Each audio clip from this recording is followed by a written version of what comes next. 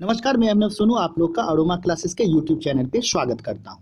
मैं आप लोग के लिए आज लेके आया हूं दक्षिण भारत के इतिहास से संबंधित कुछ महत्वपूर्ण प्रश्न।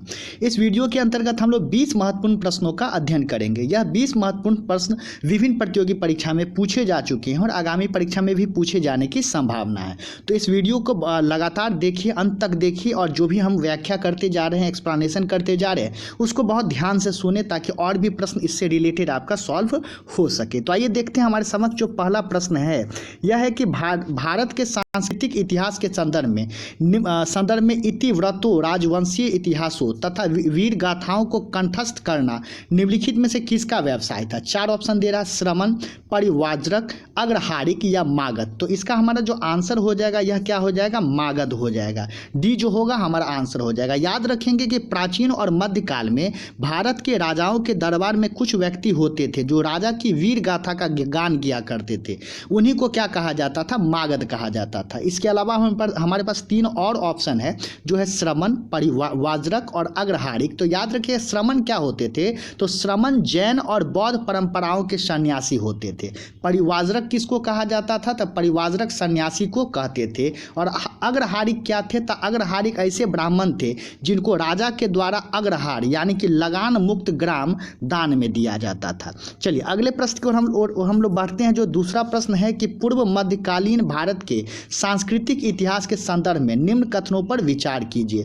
तमिल क्षेत्र के सिद्ध एकेश्वरवादी थे तथा मूर्ति पूजा की निंदा करते थे। दूसरा है कन्नड़ क्षेत्र के लिंगायत पुनर्जन्म के सिद्धांत पर प्रश्न चिन्ह लगाते थे तथा जाति अधिक्रमण को अस्वीकार करते थे। कह रहा है कि इसमें से कौन सा कथन सही है, तो याद रखेंगे इसमें से दोनों कथन हमारा सही है। ए और बी दोनों कथन हमारा क्या है, सही है। याद रखेंगे दक्षिण भारत के सिद्ध एकेश्वरवादी थे, वह मुख्यतः शिव के क्या थे, उपासक थे, परंतु वे शिवलिंग की उपासना के विरोधी थे। कन्नड़ क्षेत्र के सिद्ध लिंगायत शाखा के जनक बासवान के इस सिद्धांत को मानते थे कि पुनर्जन्म नहीं होता है और जाति प्रथा के भी विरोधी थे। लिंगायत मत भारतवर्ष के प्राचीनतम सनातन हिंदू धर्म का एक हिस्सा है। इस मत के ज़्यादातर अनुयायी दक्षिण भारत में हैं। यह मत भगवान शिव की स्तुति आराधना पर आधारित है। अगला जो हमारा प्रश्न है कि गंगईकोंड चोलपुरम की स्थापना किस चोल शासक के शासन काल में की गई। 4 ऑप्शन है, राजेंद्र प्रथम, परांतक प्रथम, राजराज या राजेंद्र द्वितीय। तो याद रखेंगे इसका हमारा आंसर क्या हो जाएगा, राजेंद्र प्रथम। जो पहला है ए जो है यह हमारा क्या हो जाएगा, ऑप्शन हो जाएगा। ठीक है, तो याद रखेंगे राजेंद्र प्रथम की सेना ने गंगा पार करते हुए स्थानीय राजाओं को हराया। उसने इस अभियान में समुद्रगुप्त के मार्ग का अनुसरण किया था और विजय स्मृति के रूप में कावेरी के मुहाने पर एक नई राजधानी बनाई जिसे गंगईकोंड चोलपुरम के नाम से जाना जाता है। अगला जो प्रश्न हमारा है कि निम्नलिखित कथनों पर विचार करें। चोलों ने शैलेंद्र शासकों पर सैन्य आक्रमण करके उनके कुछ क्षेत्र को जीता।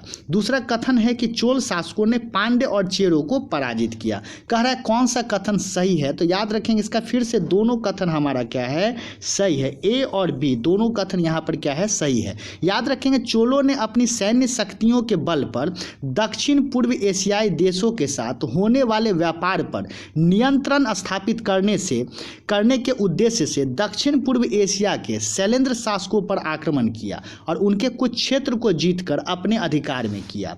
राजराज की विस्तारवादी नीति को आगे बढ़ाते हुए उसके पुत्र राजेंद्र प्रथम ने पांड्य और चेर शासकों पर आक्रमण करके उन्हें अपने साम्राज्य में मिला लिया। उसने अपनी यह विजय श्रीलंका तक जारी रखी और दक्षिण भारत में आरंभिक मध्यकालीन समय तक अपना प्रभुत्व कायम रखा। अगला जो प्रश्न है कि संगम ग्रंथों के संदर्भ में निम्न कथनों पर विचार कीजिए। तोल्कापियम व्याकरण और अलंकार शास्त्र का ग्रंथ है। तिरुकुरल में दार्शनिक विचार और सूक्तियाँ हैं। शिल्पाधिकारम प्रसिद्ध महाकाव्य। पूछ रहा कौन सा कथन सही है, तो याद रखें इसका तीनों कथन आपका क्या है, सही है। 1 2 3 यह तीनों कथन हमारा क्या है, सही है। याद रखेंगे संगम साहित्य तोल्कापियम ग्रंथ व्याकरण और अलंकार शास्त्र कहलाता है। तिरुकुरल में दार्शनिक विचार और सूक्तियाँ हैं। तमिल काव्य में 2 प्रसिद्ध महाकाव्य हैं जिनके नाम हैं शिल्पाधिकारम और मणिमैकले। इन दोनों की रचना 6ठी सदी के आसपास हुई। शिल्पाधिकारम एक प्रेम कथा है जिसमें कोवलन नामक व्यापारी और माधवी नामक गणिका के प्रेम प्रसंग का वर्णन है।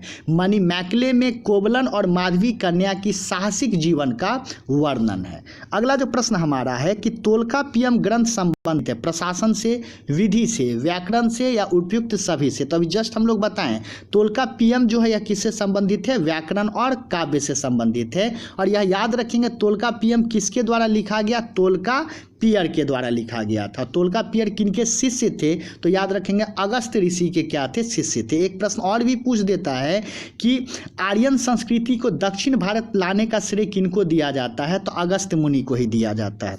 इसका अगला जो प्रश्न है किस संगमकालीन राज्य के संरक्षण में तीनों संगम का आयोजन किया गया है? 4 ऑप्शन दे रहा, चेर, चोल, पांड्य और पल्लव। तो याद रखेंगे पांड्य के ही संरक्षण में आपको तीनों संगम का क्या किया गया था? आयोजन किया गया था। अगला जो प्रश्न है धार्मिक कविताओं का संकलन कुरल किस भाषा में? 4 ऑप्शन है ग्रीक, तमिल, तेलुगु और पाली। तो याद रखेंगे इसका आंसर क्या हो जाएगा? तमिल हो जाएगा। याद रखेंगे नीति शास्त्र की महान रचना तिरुकुरल या कुरल तमिल भाषा में लिखित एक प्राचीन मुक्त काव्य रचना है। तिरुवल्लुवर इसके रचयिता थे। इसकी रचना का काल ईसा पूर्व दूसरी सदी से लेकर ईसा पूर्व 6ठी सदी के बीच हो सकती है। इसमें सूत्र, इसका जो सूत्र है वह जीवन के हर पहलू को क्या करता है? स्पर्श करता है। अगला जो प्रश्न है संगमकालीन साहित्य में कोन, को एवं मन्नम किसके लिए प्रयुक्त किया जाता है? 4 ऑप्शन है प्रधानमंत्री, राजस्व मंत्री, सेनाधिकारी या राजा। तो इसका आंसर हमारा क्या हो जाएगा? राजा के लिए यह शब्द क्या किया जाता था? प्रयुक्त किया जाता था। एक प्रश्न और भी पूछा जा चुका है कि राज्यसभा को किस नाम से जाना जाता था? तो राज्यसभा को मंडाई के नाम से जाना जाता था। अगला जो प्रश्न हमारा है कि निम्नलिखित में से कौन सा शहर चोल राजाओं की राजधानी थी? 4 ऑप्शन है सांची, तंजौर, मदुरई और त्रिचिनापल्ली। तो इसका आंसर क्या हो जाएगा? तंजौर हो जाएगा। याद रखेंगे तमिलनाडु के पूर्वी मध्यकाल में तंजौर या तंजावुर नगरी चोल साम्राज्य की राजधानी के रूप में काफी विख्यात थी। अगला जो प्रश्न हमारा है कि किस ऋषि के बारे में कहा जाता है कि उन्होंने दक्षिण भारत का आर्यकरण किया, उन्हें आर्य बनाया? तो हम पहले भी अभी जस्ट बता चुके हैं अगस्त्य हो जाएगा इसका आंसर। या आर्य संस्कृति को उत्तर भारत से कहाँ लाए थे? दक्षिण भारत लाए थे। अगला जो प्रश्न है निम्नलिखित में से कौन से संगमकालीन पतन पश्चिमी तट पर स्थित है? 4 दिया है कोरकै, पुहर, तोंडी और मुशीरी। तो इसका आंसर हमारा क्या हो जाएगा? 3 और 4, यानी कि तोंडी और मुशीरी जो है यह आपका क्या है? संगमकालीन पतन पश्चिमी तट पर क्या है? स्थित है। याद रखिएगा संगमकालीन पतन पश्चिमी तट पर तोंडी और मुशीरी थे। चोल राज्य का प्रमुख शासक करिकाल था। इसने चेर और पांड्य राजाओं को युद्ध में हराया था। पुहाड़ पतन का निर्माण इसी के समय में हुआ था। कावेरी नदी पर बांध का निर्माण करके इसने सिंचाई के लिए नहरें निकलवाई। चोल की राजधानी प्रारंभ में उदयपुर तथा कालांतर में कावेरीपट्टनम भी बना था।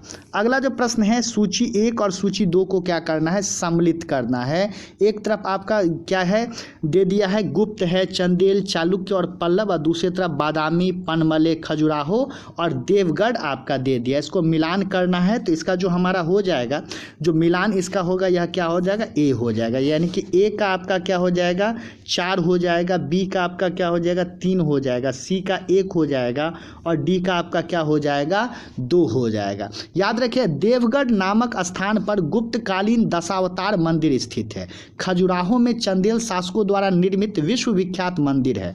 बादामी कर्नाटक स्थित चालुक्यों की राजधानी थी एवं पनमले पल्लवों से क्या है? संबंधित है। अगला जो प्रश्न है संगम ग्रंथ तोल्काप्पियम किस विषय पर आधारित है? तो अभी जस्ट हम लोग 4 ऑप्शन दे रहा है खगोल, विद्या, व्याकरण, संगीत और औषधि। तो इससे पहले भी हम लोग क्या कर चुके हैं? चर्चा कर चुके हैं कि यह किससे संबंधित है? व्याकरण से संबंधित है। अगला जो प्रश्न है फिर से सूची 1 और सूची क्या दिया है? 2 दिया है। इसको क्या करना है? मिलान करना है। तो इसका आंसर हमारा क्या हो जाएगा? पुनः इसका आंसर क्या हो जाएगा? ए हो जाएगा। 3 4 2 1। याद रखिएगा चालुक्यों की राजधानी क्या थी? बादामी थी। पुलकेशिन द्वितीय बादामी के चालुक्यों का सबसे प्रतापी राजा था। ऐहोल प्रशस्ति में से पुलकेशिन द्वितीय का इतिहास ज्ञात होता है। पल्लवों की राजधानी कांचीपुरम थी। हर्ष ने अपनी बहन राज्य श्री के साथ संयुक्त रूप से कन्नौज पर शासन किया था। पांड्यों की राजधानी कहाँ थी? मदुरई थी। तो ये हम लोग को क्या रखना? याद रखना। अगला जो प्रश्न है निम्नलिखित में से कौन संगम युगीन व्याकरण रचना सर्वाधिक महत्वपूर्ण रचना मानी जाती है? एतुत गोई, पाद किल कनेक्यू तोल्कापियम या इनमें से कोई नहीं। तो इसका याद रखेंगे अभी जस्ट क्या हो जाएगा तोल्कापियम। जहाँ भी व्याकरण की चर्चा आ जाए तो हम लोग क्या रखेंगे तोल्कापियम याद रखेंगे। तोल्कापियम से एक चीज़ और भी याद रखना है यहाँ पे कि तोल्कापियम द्वितीय संगम का एकमात्र शेष ग्रंथ है।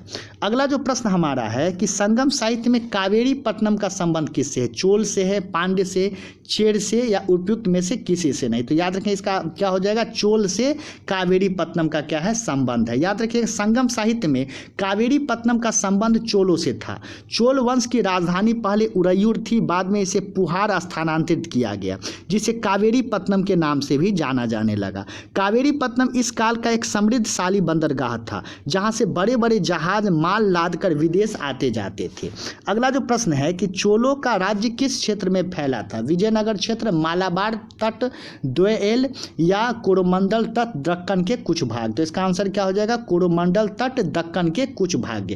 याद रखेंगे चोल राज्य आधुनिक कावेरी नदी घाटी, कोरोमंडल, तिरुचिरापल्ली, तंजौर तक विस्तृत था। इनकी राजधानी पहली राजधानी जो थी उत्तरी मनलूर थी। कालांतर में उरैयूर तथा तंजावुर चोलों की राजधानी बने। चोल राजवंश का प्रारंभिक इतिहास संगम युग से प्रारंभ होता है। पूर्व मध्यकाल में चोल सत्ता का संस्थापक विजयालय था। विजयालय ने तंजौर को अपनी राजधानी बनाया और नरकेसरी की उपाधि धारण की।